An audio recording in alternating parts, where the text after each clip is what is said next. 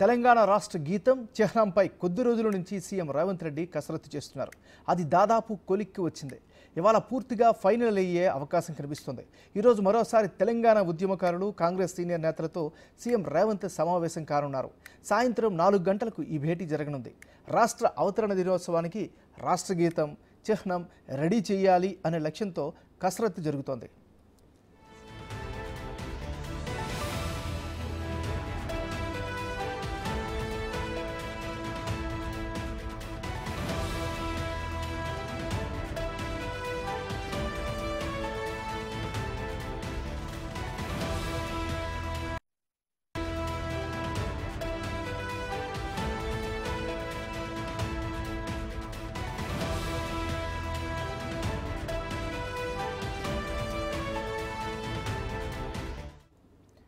బులెటిన్లో మనం breaking news చూస్తున్నాం. తెలంగాణ రాష్ట్ర గీతం చిహ్నంపై కొద్ది రోజుల నుంచి సీఎం రేవంత్ రెడ్డి కసరత్తు చేస్తున్నారు. అది దాదాపు కొలిక్కి వచ్చింది. ఇవాళ పూర్తిగా ఫైనల్ అయ్యే అవకాశం కనిపిస్తోంది. ఈరోజు మరోసారి తెలంగాణ ఉద్యమకారులు, కాంగ్రెస్ సీనియర్ నేతలతో సీఎం రేవంత్ సమావేశం కానున్నారు. సాయంత్రం 4 గంటలకి ఈ భేటీ జరగనుంది. రాష్ట్ర అవతరణ దినోత్సవానికి రాష్ట్ర గీతం, చిహ్నం రెడీ చేయాలి అనే లక్ష్యంతో కసరత్తు జరుగుతోంది.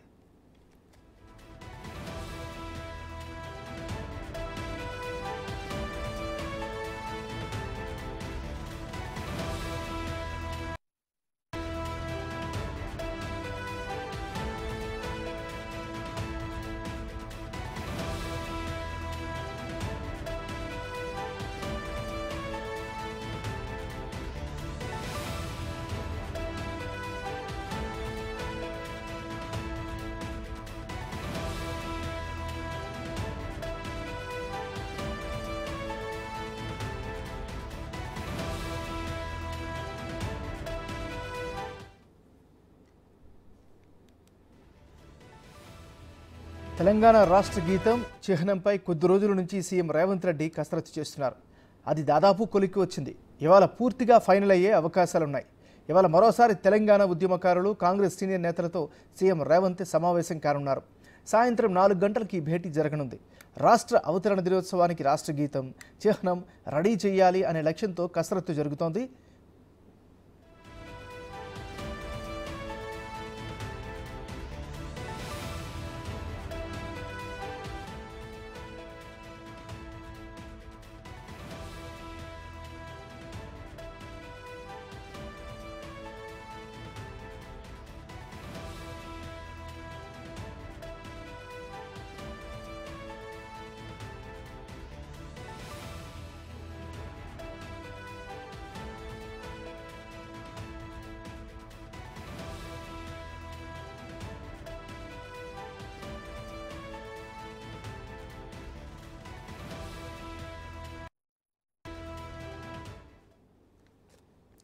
బులెటిన్ మనం బ్రేకింగ్ న్యూస్ చూస్తూ ఉన్నాం.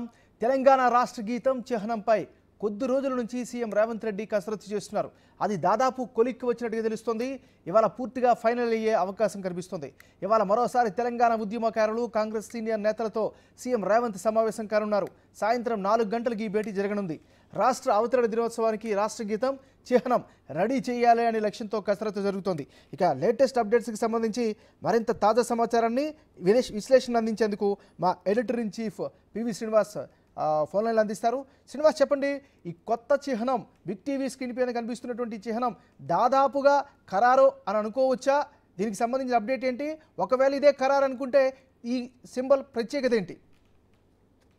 నాగరాజు, అంటే మోస్ట్లీ ఖరారు అని చెప్పలేం, కానీ మా ప్రభుత్వం ఒక ఆలోచన అటువైపుగా ఉంది అనేటువంటి సమాచారం. అనేక నమూనాలు ఇప్పటికే తయారైనాయి. దాంట్లో దీని వైపే మెజార్టీగా మొగ్గు చూపే అవకాశం ఉంది అనేటువంటిది తెలుస్తుంది. ఎందుకు ఈ యొక్క లోగో మీద ఎందుకు ఫోకస్ పెట్టారు? అనేక నమూనాలు ప్రభుత్వం ముందు ఉన్నాయి.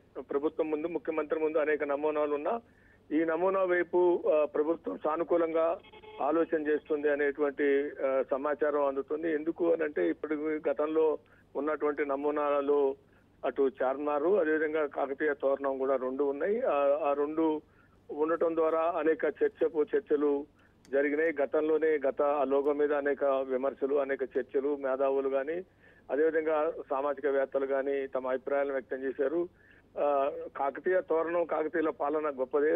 వాళ్ళు రామప్ప కట్టించుండొచ్చు దేవాలయం, అదేవిధంగా పాకాల లాంటి చెరువులు లాంటి ఇంకా గొలుసుకట్టు చెరువులు తవ్వించుండొచ్చు. వాళ్ళ యొక్క పాలన గొప్ప పాలనే కావచ్చు. కానీ అదే సందర్భంలో అది ప్రజాస్వామిక పాలన రాచరిక పాలన అనేటువంటి చర్చ ఒకటైతే, రెండు ప్రతాపరుద్రుడి కాలంలో సమ్మక్క సారకులు ప్రజలపై పన్నులు వేయటాన్ని నిరసిస్తూ చేసినటువంటి వీరోచితమైన పోరాటం, ఆ పోరాట ఫలితంగా వాళ్ళు చనిపోవటం, ఆ తర్వాత జంపన్న గాని వీళ్ళందరికీ సంబంధించినటువంటి చరిత్ర ఒకటి ఉంది. దాన్ని పూర్వపరాలు అప్రస్తుతం. కానీ ఆ చరిత్ర మరి కాకతీయ పాలనే గొప్పదైతే సమ్మక్క సారక్కల యొక్క త్యాగాలు, వాళ్ళ యొక్క పోరాటం ఇవాళకి వాళ్ళని కొలుస్తున్నారు వనదేవతలుగా.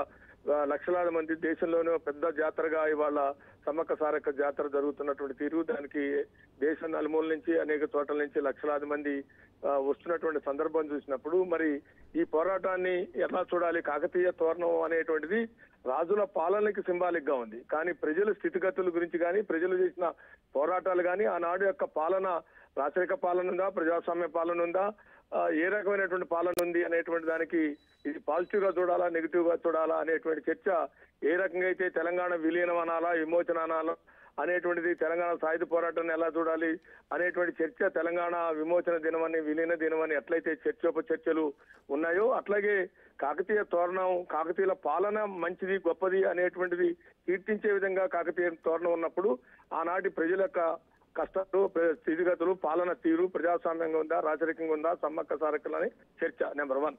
నెంబర్ 2 అట్లాగే చార్మినార్ కు సంబంధించింది కూడా.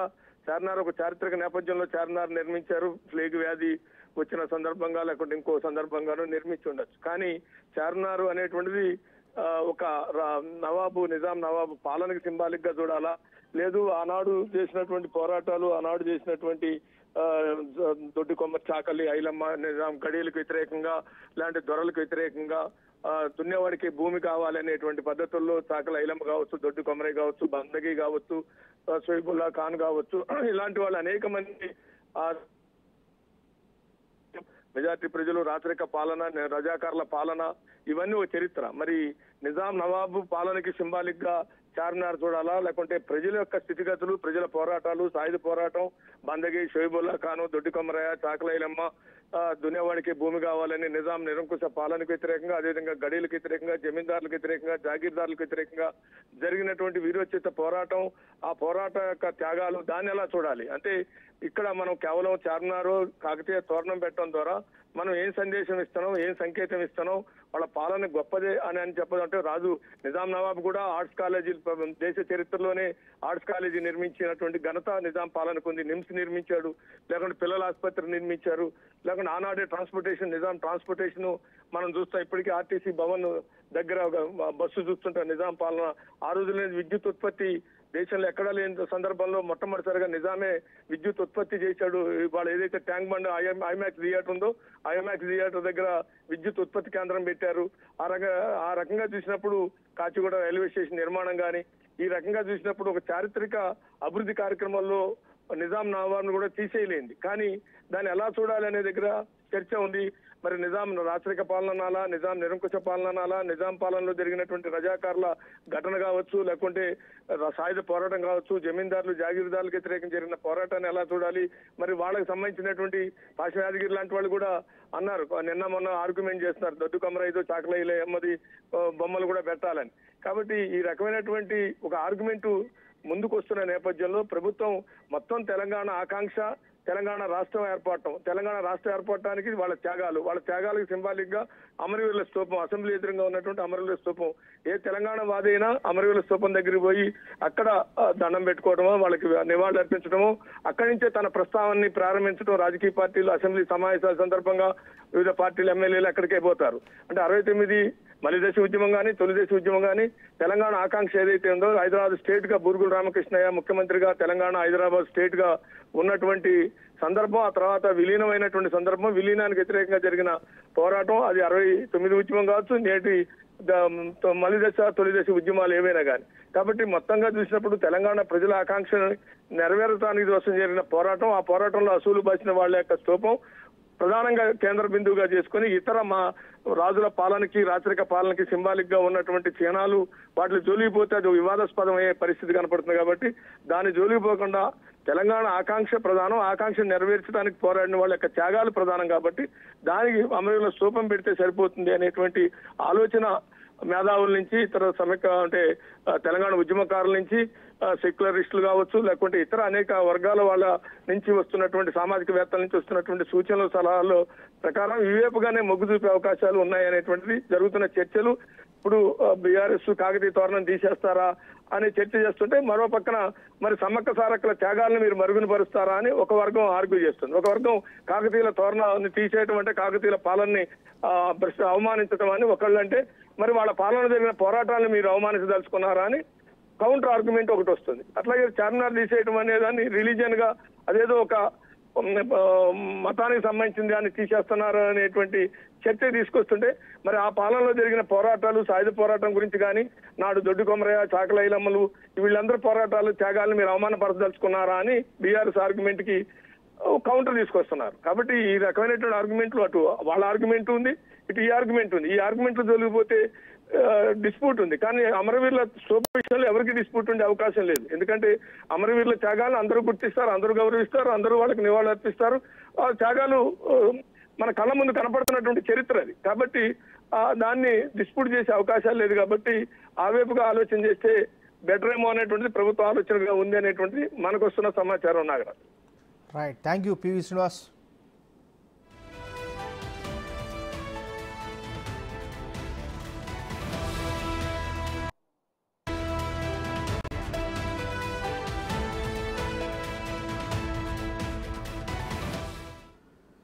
బులెటిన్లో మనం బ్రేకింగ్ న్యూస్ చూస్తున్నాం. బిగ్ టీవీ స్క్రీన్ పైన ఎక్స్క్లూజివ్గా మనం టెలికాస్ట్ చేస్తున్నటువంటి పరిస్థితి కనిపిస్తుంది. తెలంగాణ ప్రభుత్వం దాదాపుగా ఈ చిహ్నాన్ని ఖరారు చేసే అవకాశం ఉన్నట్లుగా కూడా ఊహాగానాలు అందుతున్నాయి. ప్రస్తుతం ఇప్పటి వరకు ఇది ఊహ మాత్రమే, ఇది కన్ఫర్మ్ కాదు. తెలంగాణ రాష్ట్ర గీతం చిహ్నంపై కొద్ది రోజుల నుంచి సీఎం రేవంత్ రెడ్డి కసరత్తు చేస్తున్నారు. అది దాదాపు కొలిక్కి వచ్చినట్టుగా కూడా తెలుస్తోంది. అయితే ఈరోజు పూర్తిగా ఫైనల్ అయ్యే అవకాశం ఉంది. ఈరోజు మరోసారి తెలంగాణ ఉద్యమకారులు, కాంగ్రెస్ సీనియర్ నేతలతో సీఎం రేవంత్ సమావేశం కానున్నారు. సాయంత్రం 4 గంటలకు ఈ భేటీ జరగనుంది.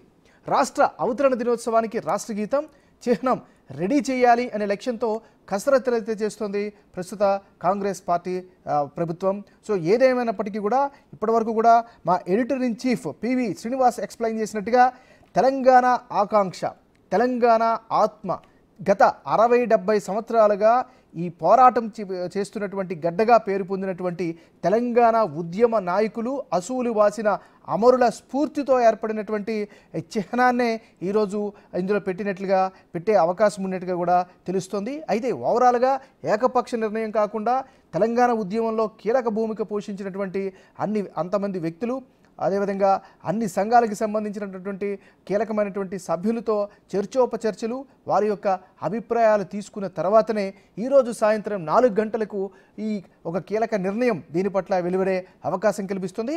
దాదాపుగా ఫైనల్ చేసే అంటే ఇదే చేస్తారా లేకపోతే ఏమైనా చిన్న చిన్న మార్పులు చేస్తారా అనేటటువంటి సమస్య కూడా చిన్న వాటన్నిటిని కూడా పరిష్కరిస్తూ ఈరోజు సాయంత్రానికి ఇది ఒక కంక్లూజన్ వచ్చే అవకాశం అయితే కనిపిస్తుంది. ఏదేమైనా తెలంగాణ రాష్ట్ర గీతం చిహ్నంపై కొద్ది రోజుల నుంచి సీఎం రేవంత్ రెడ్డి బలంగా కసరత్తు చేస్తున్నటువంటి పరిస్థితి కనిపిస్తుంది.